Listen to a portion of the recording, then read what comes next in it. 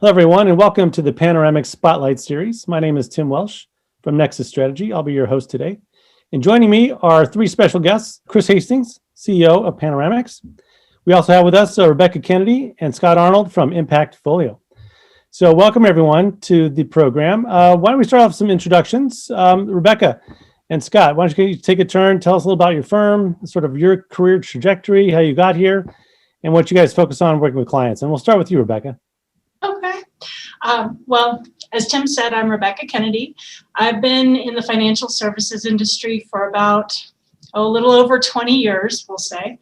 I'm a certified financial planner, and I've had a variety of roles over the years. Most recently, prior to joining ImpactFolio, which Scott started, and I'm going to let him tell a little bit more about the firm specifically. I had my own little practice as a solo practitioner, helping clients on kind of an hourly basis, very different than the traditional financial advisor. Saw a lot of challenges with that way of operating and decided to kind of look for a change. Scott and I knew each other through the Colorado Financial Planning Association for the last, 7, 8 years, something like that.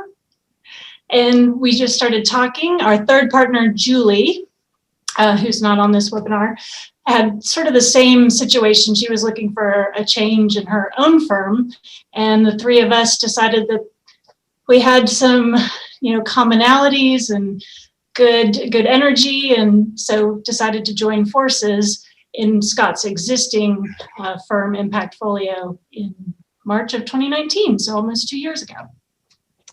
Fantastic. Really appreciate that background and perspective. I think it's going to be very interesting as we go through our conversation. So Scott, tell us all about ImpactFolio. What's your mission, your vision? What do you guys stand for, and how do you help clients? Sure. So my career path has been similar to Rebecca's. I started the industry in 1998. So I've seen the tech bubble bursting, the Great Recession, the pandemic bear market sell-off of last year. I earned my certified financial planner designation in 2006. And then with ImpactFolio, I initially started ImpactFolio in 2018 and very quickly realized that there were just too many hats to wear to be a good portfolio manager, a good financial planner, as well as running a business. So the three of us teamed up, Rebecca and Julie, my two business partners, in early 2019. What's unique about ImpactFolio, we're similar to other firms in that we are a fiduciary. We work on a fee-only basis. So the only compensation that we receive comes directly from our clients. We do have the way that we invest is different than most other firms. We believe wholeheartedly in impact investing or ESG investing that we'll explain later today. So all of the investment strategies that we offer have the ESG mandate. And then the other part that makes us unique is the way that we charge for our services. So instead of charging the traditional 1% of assets that we manage, we charge a flat fee right now for clients between 0 and 4 million of assets that we manage. It's a flat $5,000 per year, and that fee includes both the investment management as well as the comprehensive financial planning. Great, fantastic. That's great background for us, and I look forward to digging into some of those issues you brought up. So Chris, tell us about Panoramix. What do you guys do there, and what's your role? And then we'll jump into our live Q&A. My name is Chris Hastings. I'm the CEO and co-founder of Sapphire Software Services, which develops Panoramix. And Panoramix is a billing and reporting system for financial advisors, typically RIAs. We can handle larger firms, but we typically go with the smaller ones. Smaller ones seem to like us. We focus on billing and performance, and that's where we want to stay. And we, I think, do it for a cheaper cost than most. And we also pride ourselves on our customer support. So that's kind of what we're looking at. And by the way, Scott and Rebecca, thank you for being here. I don't know if you know that you're our poster child for all of our, whenever we talk about clients, because you're doing what people should do. You're kind of the moral compass. So when we started setting up this series, I said, oh yeah, we got to get Scott and Rebecca involved, because that, makes us look better. So thank you both for being here, and thanks for having us, Tim. Awesome. Yeah, great intro, Chris. Really appreciate that. So let's get into it. So Scott, Rebecca, you guys are on the front lines dealing with clients, and you went through last year. What a year! What was sort of your key takeaways from this crazy world we were in 2020? Anything surprise you, or what did you learn? And maybe Rebecca, we'll start with you. Yeah, well, I would say adaptation might be a key theme. Mainly, and this is probably obvious, the work from home situation, which thankfully we were pretty set up to work virtually to begin with. But this just accelerated that and really made it, 100% virtual versus maybe the 60 or 70% it was before. We were already seeing a trend in this direction, even with some of our local clients.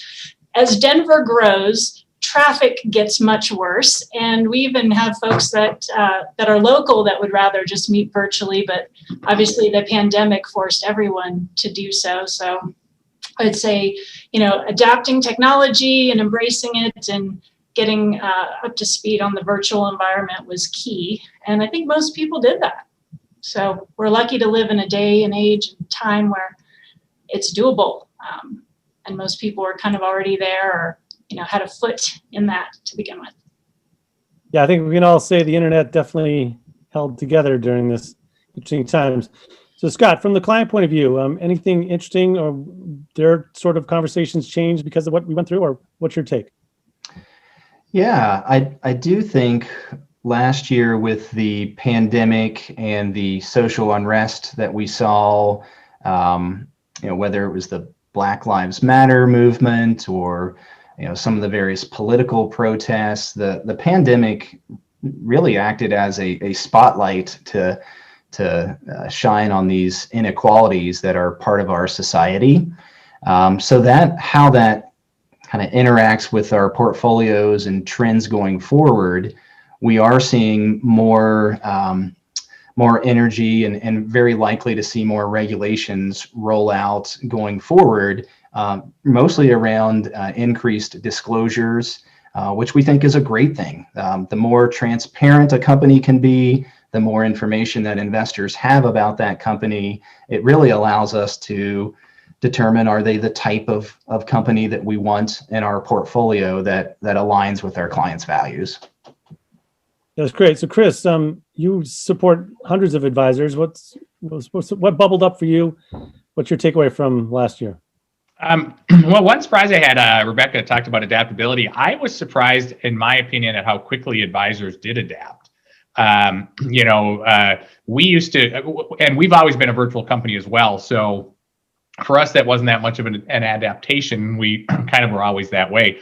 But when we would get together and screen share, we never used webcams.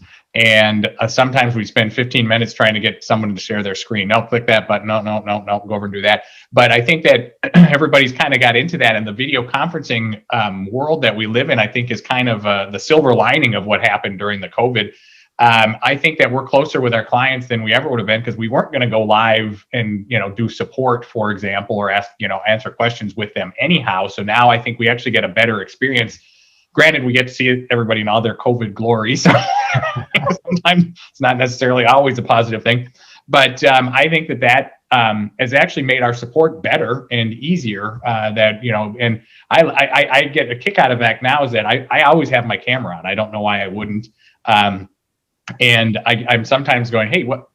Somebody says, why don't you have a camera on? They said, I don't have one. Well, you don't have. I want to see who you are. Come on, let's go. Get the camera on. I'm not going to help you out until you turn your camera on. But I think that that's just kind of a new paradigm for support for something like what we do, which I kind of like. That's great. Yep, I concur with all those statements, and definitely seems like we're hopefully getting through the other side of that tunnel. But Scott, you mentioned ESG. It's all the rage. Is it a buzzword? I know you guys breathe it every day. Love to get your perspective. How do you approach with clients? Does it come up from them, or is this how you guys operate? And same thing, Rebecca, I'd love your comments as well. But let's start with Scott. Sure. So it's interesting to see how clients are attracted to us. It feels like it's about 50-50. About half of our new clients find us because they're attracted to our flat fee structure. And then the other half of new clients are attracted to us because of our focus on impact and ESG investing. And when I say ESG, that stands for environmental, social, and governance factors. In regards to ESG investing, it's really not a fad.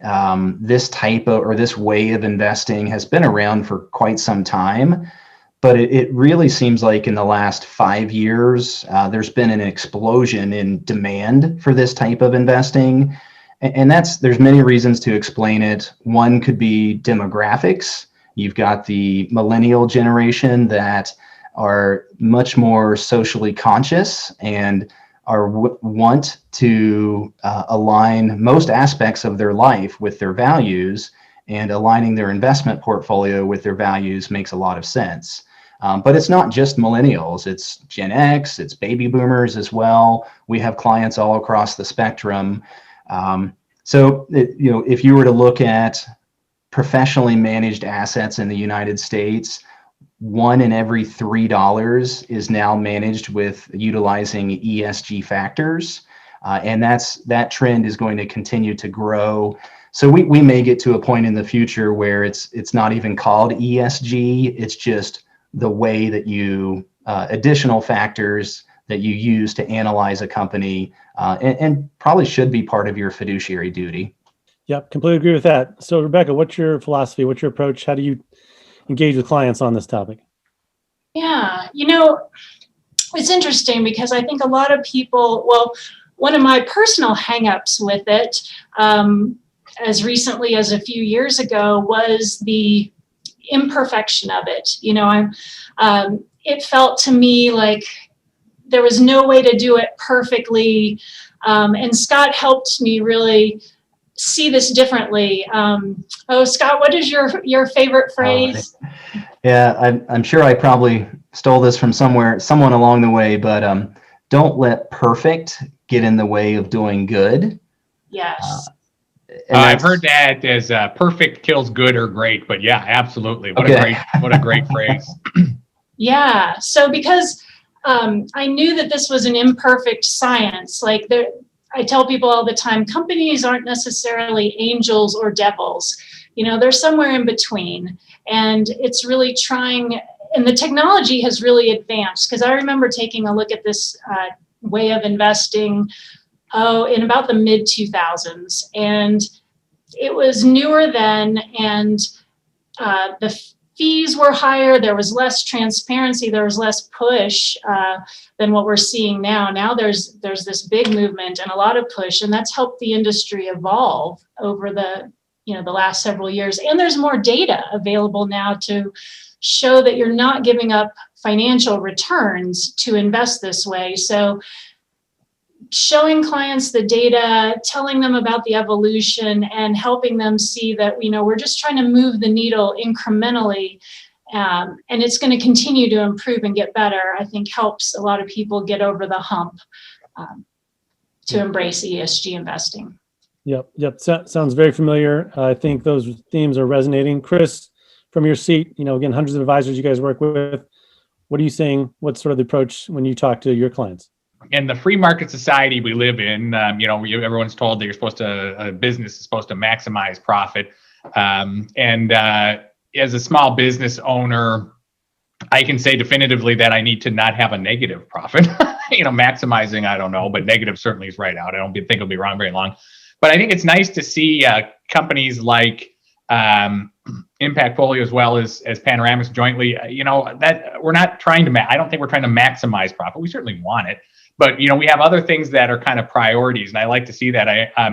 And I think that people are starting to go that way in general in the world. I remember back in the day when I was in college, it was all about South Africa and divesting in companies that were in South Africa and apartheid.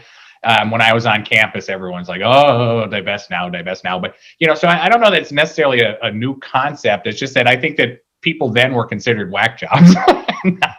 Now it's like, well, maybe we should pay more attention to this. But I do think that people can vote with their dollars, and I think that sometimes people don't realize how much impact they can have on taking a stand on something, especially with their dollars.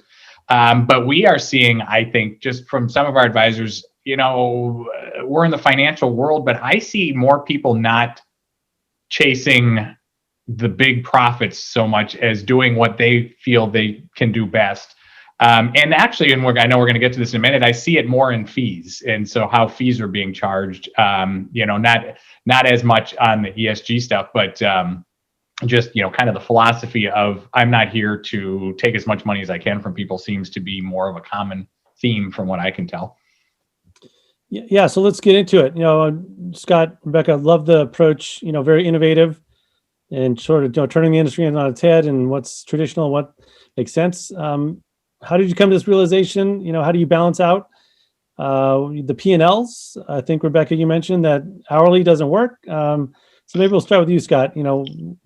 How did you come upon this approach and how does it resonate with clients? Yeah, for me, the light bulb moment happened in 2014, maybe 2015. I had very similar incorrect perceptions that Rebecca just mentioned, that if you invest this way, you're going to pay higher fees and your clients are going to achieve lower returns.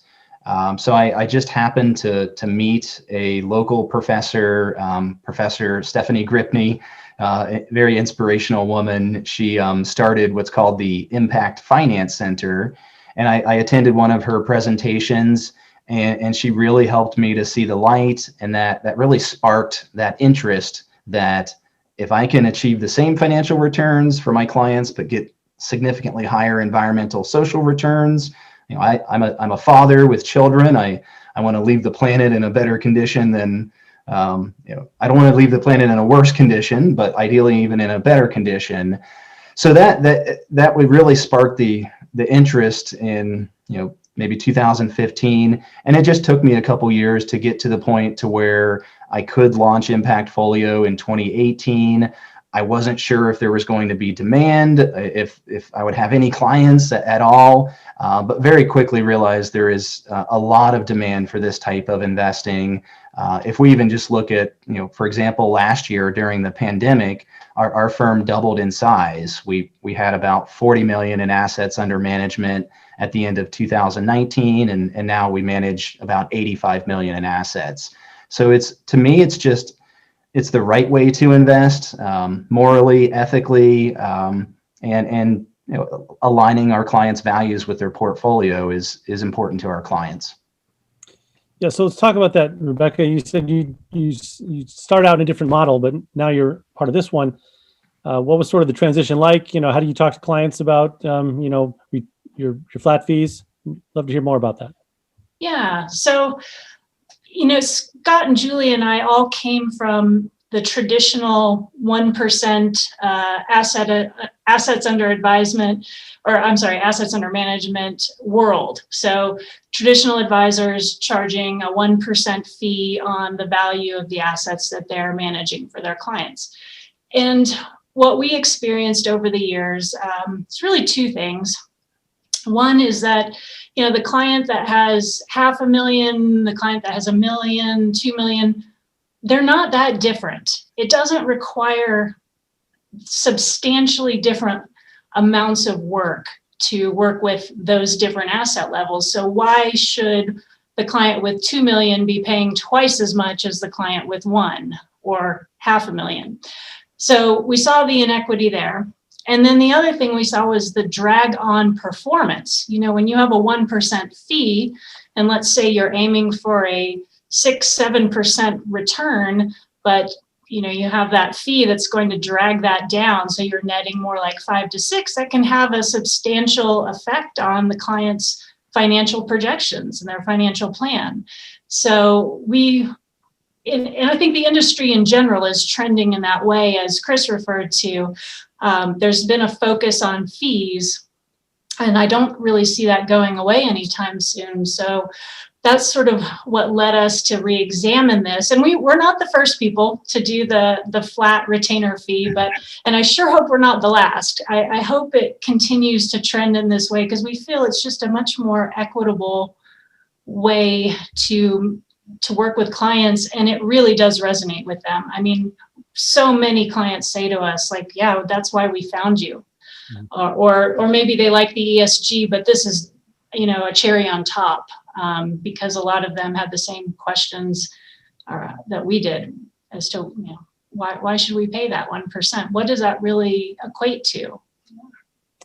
Right. So Chris, you sit on hundreds of advisors and you see every billing schedule imaginable to man. We do. What's your, when you look at this and the trends here, what advice can you give us? Well, everything seems to be, things, as you said, the needle changes a little bit, and once the needle, but it's cumulative. So over time, you start looking and saying, wow, look where we were 10 years ago versus now. That's huge. But are we that much different than we were a year ago? We were back in my prior life, I was doing some work with Microsoft, and we were trying to figure out how to price one of the products that we were developing. And the consultants from Microsoft said, well, you should charge whatever you think someone's willing to pay. That's what you should charge. So, sounds like a plan. That's, someone would say, well, that's economic efficiency. And the AUM model that you said is been, just kind of standard. But you're right that, I get that there's a tier where you have, $1 billion or something, and, you're going to do concierge stuff and, buy cars for people and set up their trust. You're going to do a lot of stuff that is outside of just investing their money. But it really, you're going to have sort of models and strategies, and, you just put more into it. It's not as though it's much work, but you don't want to say that out loud because you're going to get, hey, stop that. You're, other advisors are going to cut that out.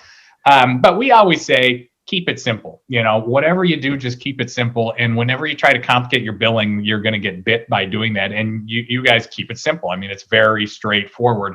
And I would say that most of the advisors we see are trying to be, and I'm going to do the air quotes, more fair. And they wind up just causing themselves problems. And at the end of the day, they're probably not more fair. They think, they have the best intentions, but, well, if I do this and this, I'm going to do an average balance, and I'm going to take that out, and I'm going to add that back in. And it takes them 7 months to do 1 month of billing, and they're never going to be able to prove it in an audit.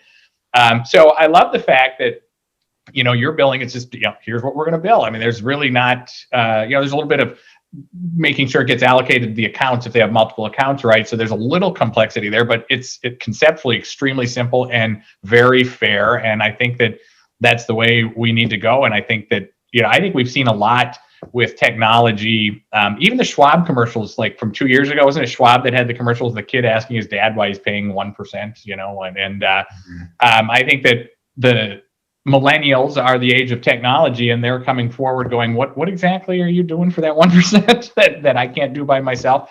And so I think, we're going to see the fees go down a little bit and be a little bit more fair, but I love it. I think that it's great. Excellent. So let's switch gears here a little bit. You mentioned technology. So this is a technology program. So let's get into it. So Scott, when you were building out the firm, you must have had a vision or a strategy around, which components you were going to throw in there. What was that like? And, so how did you sort of come up with the Panoramix as a solution for you all? Part of my role at the firm is I'm our compliance officer and also our data security coordinator, which we take extremely serious. There's really three main decision points or factors when we look at adding software to our tech stack.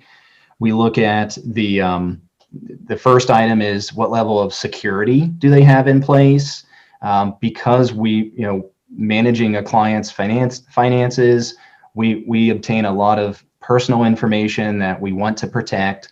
So we want to make sure, what type of security protocols does that company have in place?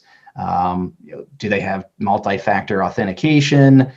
Is the information encrypted if it's in transit between different software providers or as it's coming to us? The second component would be the integrations. So part of the reason why we're able to offer our services at such an attractive price is because we do rely heavily on technology. So we want for our CRM software to integrate with our planning software, and we want that to integrate with our performance reporting software as well. that helps save us time. So if it's all integrated, if there's, let's say, an address change or some data change, that you only have to change it once, and ideally it's going to change across all of your software. And then lastly would be price. This is, Panoramix really checked all three of those boxes for us. I've used I won't bash any particular companies, but I've used the other kind of behemoths in the industry. There's 2 or 3 main players in the performance reporting, and they tend to charge either a percentage of the assets that you manage, which didn't work well for us because of our fee structure, or they will charge you for every account that you open, and that can create a conflict of interest if you're trying to implement a strategy for a client, and it requires opening 2 or 3 accounts. Then it's just annoying to be charged for each account. So we felt Panoramix was a great addition to our tech stack. We were previously using one of the big players in the industry, and working with Panoramix, we love their performance reporting. Their billing software is easy, and they're a fraction of the cost of the other providers that are out there. Fantastic. Great thoughts there. I think having that philosophy and a real rigorous checklist of what you need is really important. So Rebecca, when it comes to tech, what features do you look for? How does that reporting help communicate your story? What's that all about when you look at working with clients? Yeah, well, I know one of the reasons why we liked Panoramix is that the way they charge is very similar to the way we charge. So it felt consistent from a philosophy standpoint, and the interface. Like I have very little patience. I don't want to have to spend hours and hours learning something. So it was a very intuitive user interface and had what we needed. It didn't have a lot of excess bells and whistles, like trying to be everything to everyone that we sometimes see in different technologies. So it checked the boxes that we needed and was easy to use. And one thing I will say that I look for that they have was great customer service. Being smaller, it's so amazing to be able to reach out to one of the main principals of the firm, whether it's Chris, who helped us with a couple of things that we had, upon starting up, or Joe, one of their main guys, and to be able to reach a person and actually get real help with the people that understand the software quickly and easily is invaluable. Awesome. It's great to hear. Sure, Chris is happy. So Chris, clearly you keep enhancing the platform, and maybe give us a 30-second view of what's coming down the pike this year. Love to hear what's on your mind.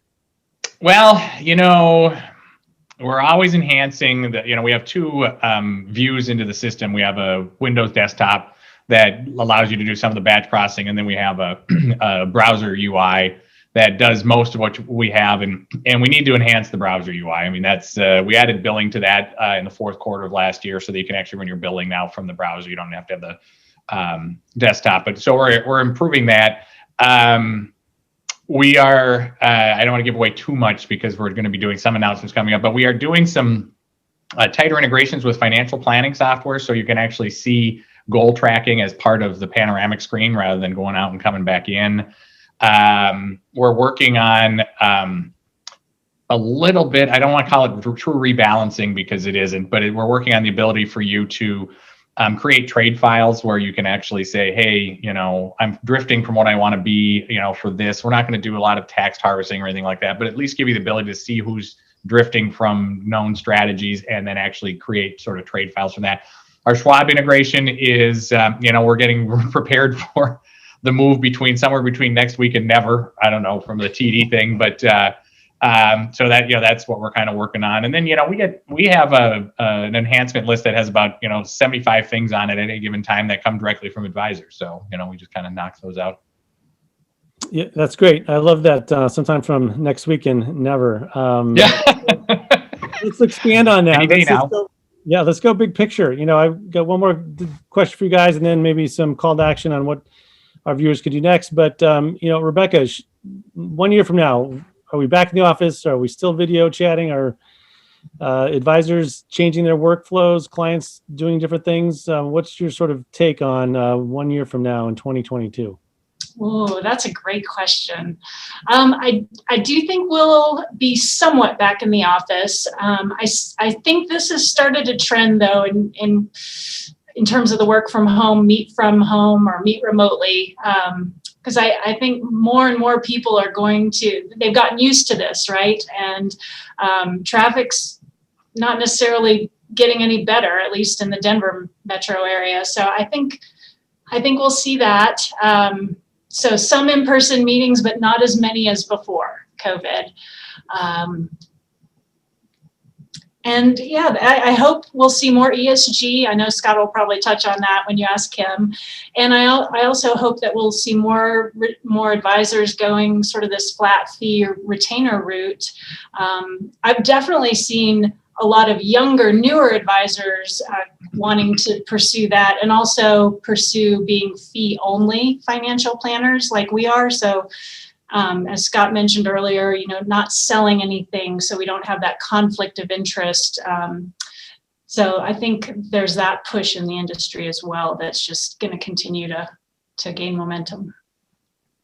Yep, I think you're spot on all of those. So Scott, your thoughts, and then if advisors have questions about how to get involved with ESG, I think you've got a few organizations you can point us to as the call to action here. So I'd love to hear your thoughts.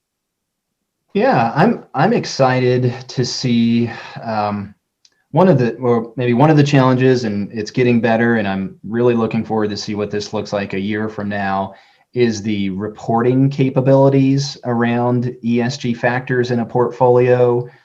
Just a couple years ago, it was really difficult to pull together information to show a client the good in their portfolio. There are a lot of different websites and entities that, so you had to go to many different sources and pull it all together. And even then there were some inconsistencies versus what we're seeing today. Some of the main data providers, such as like MSCI, they have a really good reporting service around ESG factors. They're also teaming up with other providers like Fidelity, for example.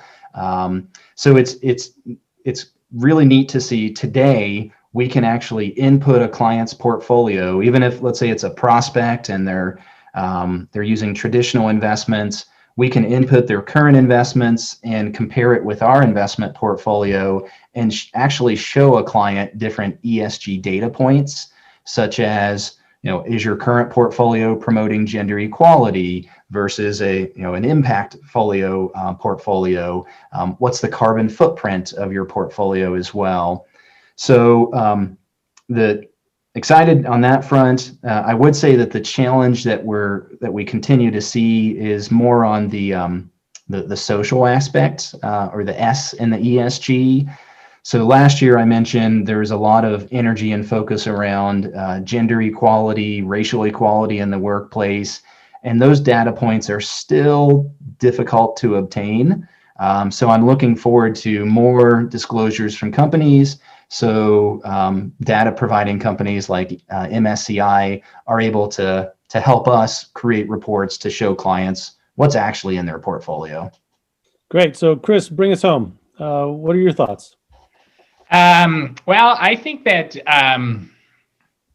from my standpoint, I think the collective awareness in the world that we live in now seems to be, at least on the E and the S side, the G side, I don't know, but it seems to be growing almost exponentially, that people are aware that it exists. That's not saying that they're doing anything about it, but it seems to me that awareness has gone up, and that's, I think, is the precursor to anything else.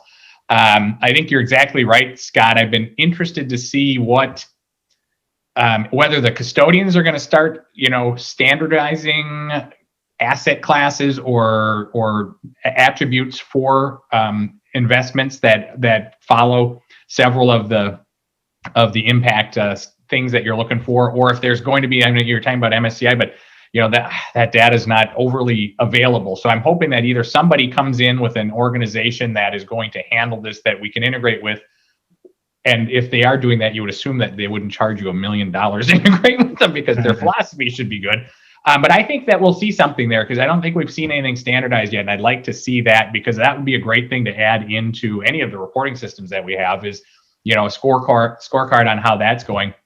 And I love the fact that you talk about rate of return, including the ESG sort of return, that can, and get an overall return that, you can have. And so I think that we'll see a lot of stuff like that. Hopefully, maybe you would think in the next couple of years. As far as people working from home or not, I don't know. People, I think, are starting to like working from home. They may just stay there for a while. But we're looking forward to going out and seeing people at a conference anyway. So we'll hope for that to happen soonish. Great. Well, thanks so much to our guests here today, Chris from Panoramix and Rebecca and Scott from ImpactFolio. We covered a lot of ground today. Hope you found it of interest to our loyal viewers. My name is Tim Welsh. I've been your host today on the Panoramix webcast series, and we look forward to seeing you again. Thank you. Thank you. Thank you.